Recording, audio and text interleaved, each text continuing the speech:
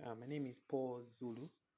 I'm the founder for Sport Aid Development Trust and the innovation called Living Clean Plus Sport Initiative.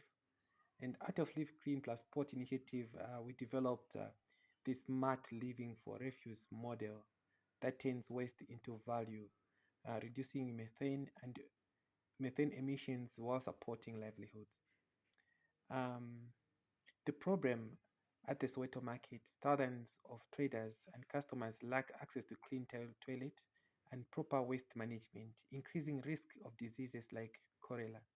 Our solution, we provide clean and affordable sanitation facilities and converting organic market waste into biogas for cooking, creating a circular, sustainable system. Impact, we are improving hygiene, reducing waste, creating jobs for youth, and providing clean energy to marketeers.